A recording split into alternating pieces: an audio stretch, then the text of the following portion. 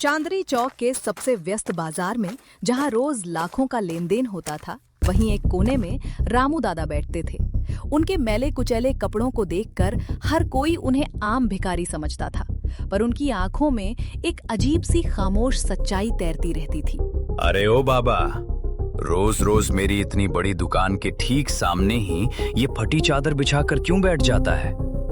मेरी दुकान में आने वाले बड़े बड़े सेठ और ग्राहक तुझे देखकर मुंह फेर लेते हैं। चल उठ यहाँ से और कहीं दूर जाकर अपनी कंगाली फैला। रमेश बाबू, बाजार की ये जमीन न तुम्हारी है और न मेरी। ये तो ऊपर वाले का बनाया रास्ता है। मैं तो बस अपनी बची कुची जिंदगी की धूप सेकने यहाँ बैठता हूँ। किसी से कुछ मांगता तो नहीं। किस्मत की धूप? अरे भिखारी, तू तो पैदा ही भीख मांगने के लिए हुआ है। और ये बता, रोज इस पुरानी सड़ी हुई डायरी में क्या घिसता रहता है? भीख का हिसाब किताब लिखता है क्या कि किसने तुझे 2 रुपए दिए और किसने दुत्कारा? रमेश भाई, क्यों सुबह सुबह एक बेबस बुजुर्ग पर इतना गुस्सा निकाल रहे हो? उन्होंने कभी किसी से जबरदस्ती भीख नहीं मांगी। जो कोई अपनी खुशी से 1-2 रुपए दे देता है, वही चुपचाप रख लेते हैं। इनसे आपको क्या तकलीफ है? तुम तो रहने ही दो माया। तुम जैसी छोटी चाय वाली इन भिखारियों को सिर पर चढ़ाकर रखती है। इसकी वजह से मेरी कीमती कपड़ों की दुकान की साख खराब हो रही है। लोग कहते हैं कि रमेश के शोरूम के बाहर कंगाली छाई रहती है। इंसान के कपड़े कीमती हो सकते हैं रमेश बाबू, पर इंसान की कीमत कपड़ों से तय नहीं होती। जो आज तुम्हें कंगाली दिख रही है, हो सकता है कल वही इस पूरे बाजार के लिए सबसे बड़ा खजाना बन जाए। खजाना?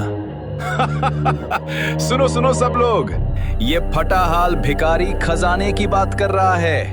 अगर तेरे पास खजाना होता तो इस गंदे कोने में बैठकर 2-2 रुपए के लिए लोगों के सामने हाथ फैलाने की नौबत नहीं आती।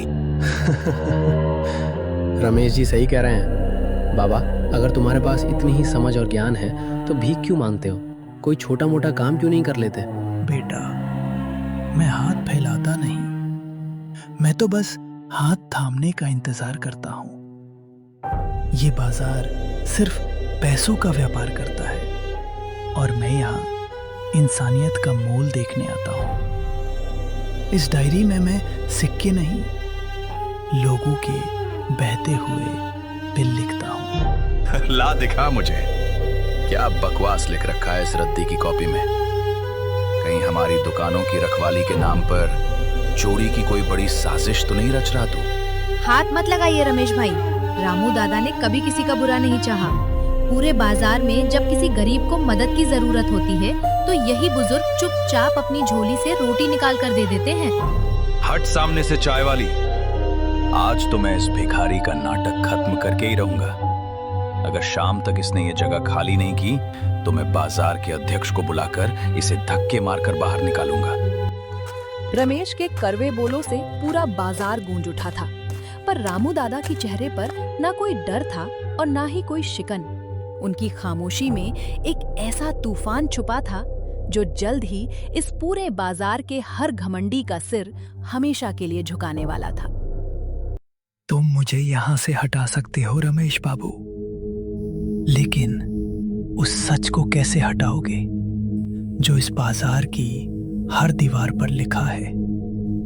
जिस जमीन पर तुम अपना महल समझकर खड़े हो, उसकी नींव आज भी किसी की दया पर टिकी है। क्या क्या मतलब है तेरा? तू क्या बकवास कर रहा है? मेरी दुकान मैंने अपनी खुद की कमाई से बनाई है। तू एक बेघर भिखारी होकर मुझे मेरी औकात बताएगा? वक्त की लाठी में आवाज नहीं होती रमेश बाबू। आज तुम जिस कागज के टुकड़ों पर इतरा रहे हो, कल वही कागज तुम्हारे लिए सिर्फ एक रद्दी का पन्ना बनकर रह जाएगा। इस डायरी का एक पन्ना ऐसा भी है जिसमें तुम्हारा नाम भी लिखा है। मेरा नाम? तू मेरा नाम क्यों लिखेगा अपनी इस सड़ी हुई डायरी में? तू मुझे डराने की कोशिश कर रहा है। रामू दादा, आप ये क्या कह रहे हैं? क्या आप रमेश भाई को पहले से जानते हैं? क्या कोई पुराना राज है? मैं सिर्फ रमेश को ही नहीं, इस पूरे बाजार के हर व्यापारी का अतीत और भविष्य जानता हूं। पर आज का दिन शिकायत का नहीं है। आज तो बस उस घड़ी का इंतजार है जो कुछ ही देर में बजने वाली है। मुझे तेरी इन फालतू की पहेलियों से कोई फर्क नहीं पड़ता। अगर तू शाम तक मुझे यहां दिखा तो तेरी ये डायरी में फाड़ कर गंदे नाले में फेंक दूंगा। इसे फाड़ने से पहले 100 बार सोच लेना रमेश बाबू, क्योंकि इस डायरी के फटने के साथ ही तुम्हारी इस आलीशान दुकान का सबसे काला सच भी पूरे बाजार के सामने बिखर जाएगा।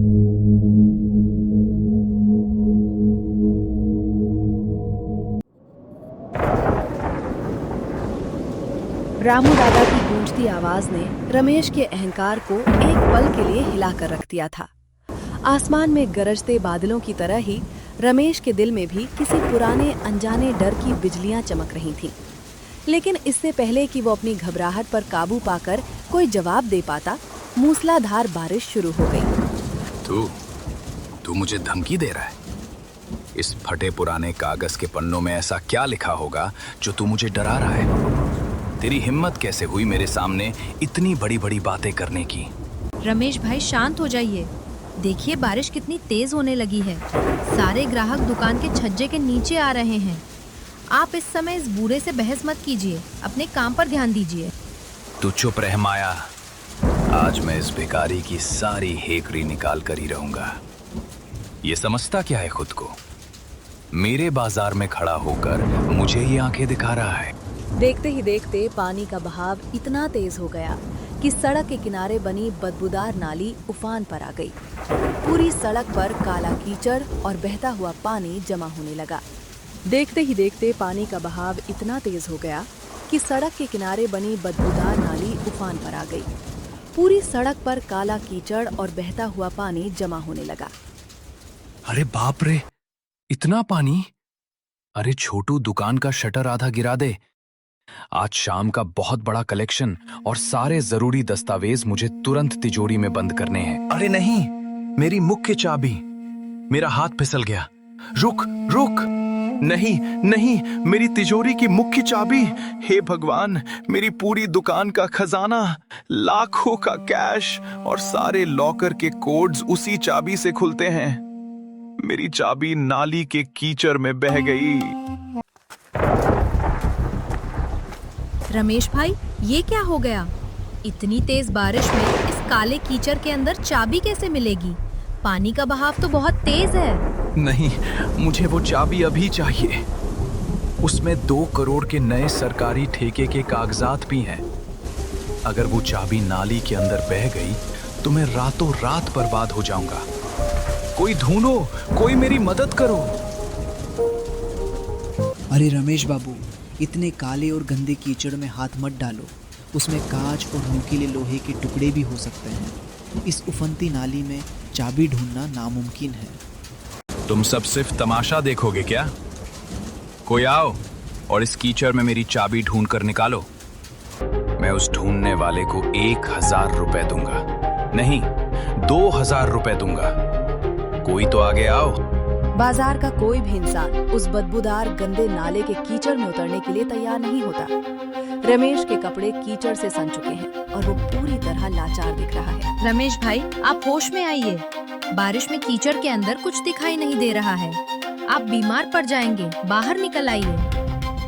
मेरा सब कुछ खत्म हो जाएगा माया। अगर वो चाबी नहीं मिली तो मुझे तिजोरी का ऑटोमेटिक लॉक तोड़ना पड़ेगा, जिससे सारे सिक्योरिटी सिस्टम लॉक हो जाएंगे और मेरा पूरा कारोबार ठप हो जाएगा।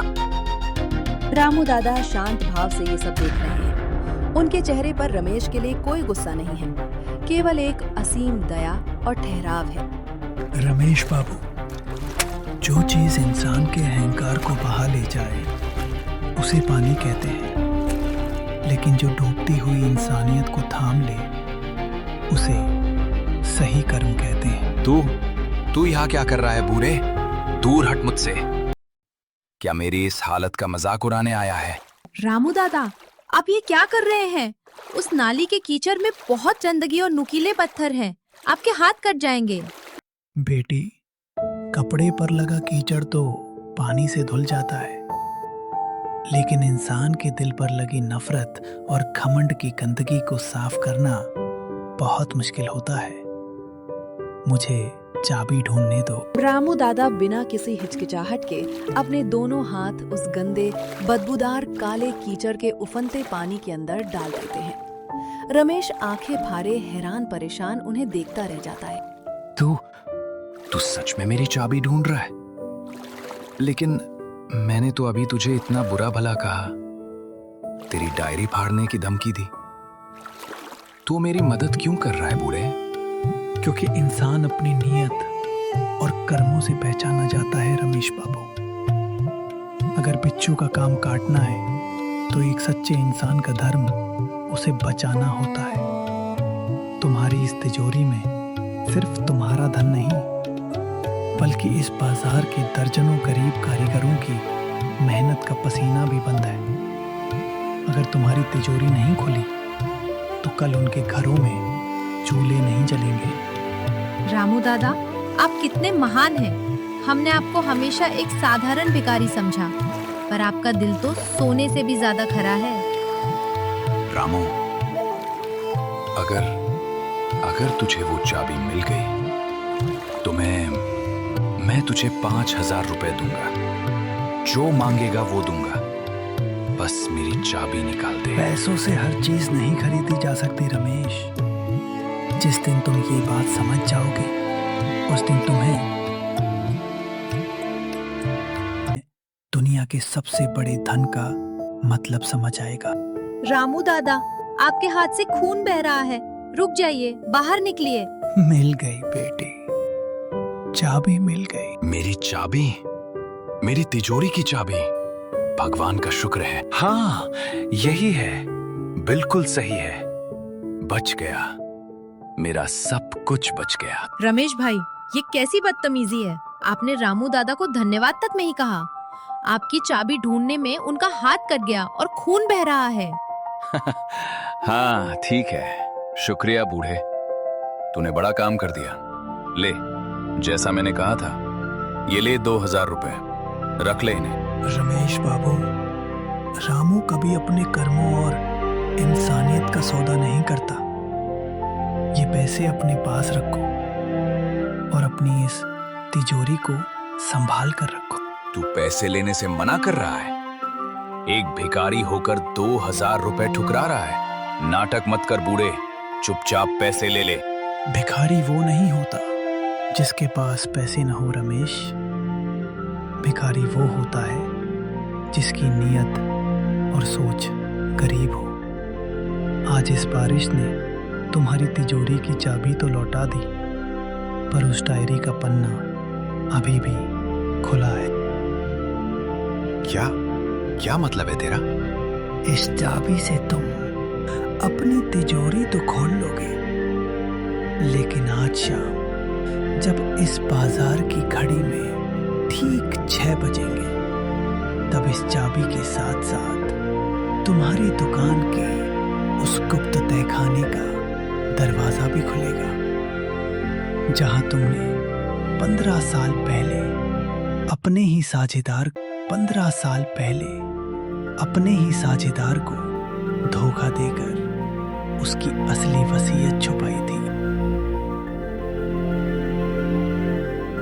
साझेदार की वसीयत? गुप्त तहखाना? रमेश भाई, रामू दादा, ये क्या कह रहे हैं? क्या ये सच है? झूठ, ये सब सफेद झूठ है। तू कौन है? तू मेरे उस गुप्त तहखाने के बारे में कैसे जानता है? बोल, कौन है तू बूढ़े?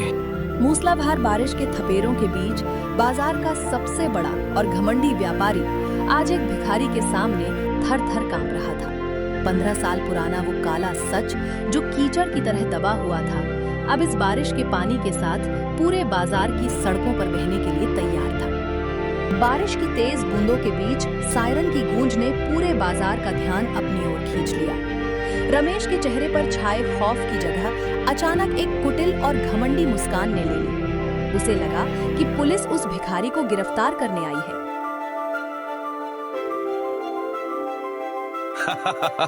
देखो देखो सब लोग, आखिरकार कानून के लंबे हाथ इस ढोंगी भिखारी की गर्दन तक पहुंच ही गए। इंस्पेक्टर साहब, वकील साहब, सही वक्त पर आए हैं आप। पकड़ लीजिए इस सड़ियल बूढ़े को। रमेश भाई, जरा ठहरिए। आप बिना सोचे समझे क्या बोल रहे हैं? वो बड़े वकील साहब सीधे हमारी दुकान की तरफ ही आ रहे हैं। मामला कुछ और भी तो हो सकता है। तू चुप रह माया, तुझे कुछ समझ नहीं आता। ये बूढ़ा 15 साल पुरानी मनगढ़ंत कहानियां सुनाकर मुझे ब्लैकमेल कर रहा था। इंस्पेक्टर साहब, ये इंसान एक नंबर का जालसाज है। ये बाजार का माहौल खराब कर रहा है और शरीफ व्यापारियों पर झूठे इल्जाम लगा रहा है। अरे वकील साहब, आप गलत तरफ जा रहे हैं। आरोपी तो ये कीचड़ में बैठा भिखारी है। मैं तो इस शहर का सबसे बड़ा और प्रतिष्ठित व्यापारी रमेश गुप्ता हूँ। रमेश गुप्ता जी, अपनी जबान को थोड़ा लगाम दीजिए।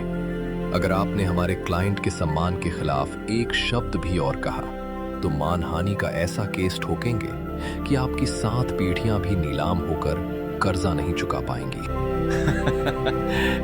क्लाइंट? क्या बकवास कर रहे हैं आप? ये कीचड़ में सना भिखारी आपका क्लाइंट है?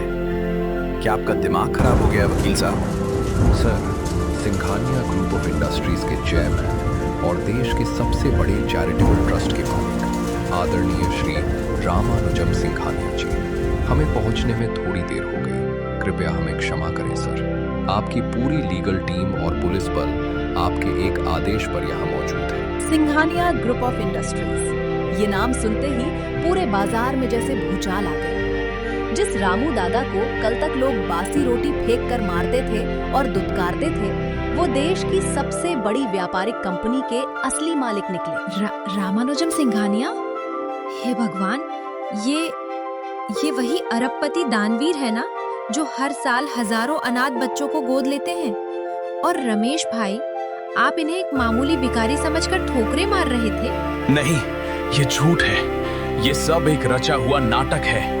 ये बूढ़ा रामानुजम सिंघानिया कैसे हो सकता है? ये तो पिछले 10 सालों से मेरी दुकान के बाहर फुटपाथ पर भीख मांग रहा है। इंस्पेक्टर साहब, ये कोई बहुरूपिया है। असली वसीयत तो मेरे गुप्त। असली वसीयत तो तुम्हारे गुप्त तहखाने में छुपी है ना रमेश गुप्ता। रुक क्यों गए? पूरा वाक्य बोलो। वही वसीयत जो तुमने 15 साल पहले अपने साझेदार की संदिग्ध मौत के बाद गायब कर दी थी। रमेश, सच को कीचड़ में दबाने से सच मर नहीं जाता। मैंने 10 साल तक इस फुटपाथ पर बैठकर भीख नहीं मांगी, बल्कि तेरी नीयत, तेरे लालच और तेरी हैवानियत की निगरानी की है। मैंने देखा कि कैसे तूने अपने ही साझेदार के अनाथ परिवार को पाई पाई के लिए तरसाया। रामू दादा, नहीं, सिंघानिया साहब, मुझे माफ कर दीजिए। मुझसे बहुत बड़ी भूल हो गई। मैं आपका सारा नुकसान भर दूंगा। मुझे पुलिस के हवाले मत कीजिए। मेरी इज्जत नीलाम हो जाएगी।